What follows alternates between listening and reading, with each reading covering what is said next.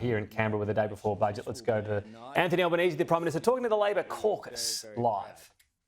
There will be, of course, two main things that have driven our government for the last 2 years that we'll celebrate next week. But tomorrow night, help with the cost of living, the number one priority we have had. And secondly, though, always having our eye on the future and making our future here in Australia. Yeah. It is a Labor budget through and through, because it's a budget for every Australian, not just some. New investments in Medicare and the health system. More help for households doing it tough. More homes in every state and territory. Yeah. Importantly, cost of living relief that doesn't add to inflation, indeed that reduces inflation. And a tax cut for every single taxpayer, not just some. Yeah.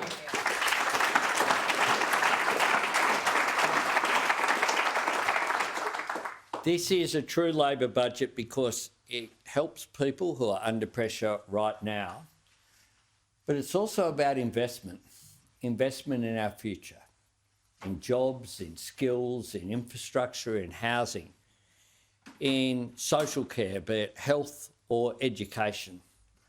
And that's what Labor governments always do. Deal with the urgent necessities that we have to deal with, things that we're confronted, but always with our eye on a better future. Always how we can create, and indeed after anticipating that better future. Now that means, as I said 2 years ago on election night, opening those doors of opportunity for people. And that's what our extension of fee-free TAFE, the measures that you'll see tomorrow night about universities arising from the Universities Accord and the other work that Jason Clare has done. The support that we have to make sure, as we committed to, that no one be left behind and no one held back. No one left behind is why we are making sure that we take these cost of living measures in order to provide assistance for people who need it.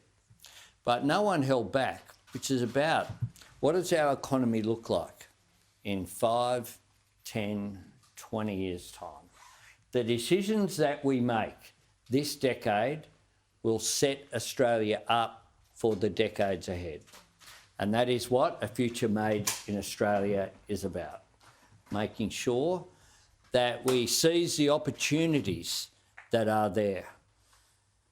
We've been very fortunate to now be positioned with comparative advantages, located as we are in the fastest growing region of the world in human history, with the resources under the ground and in the sky that are the best in the world, the resources that the world needs to power this century going forward.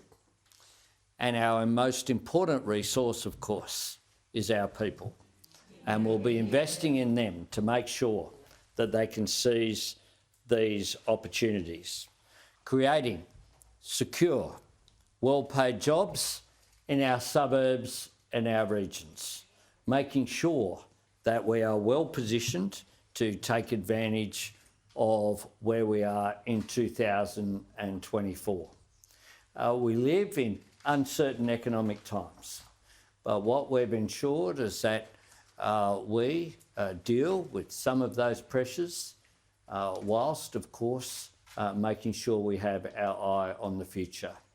Last year's budget, of course, was the first surplus that has been produced in this country for 15 years. Yeah. Responsible economic policy.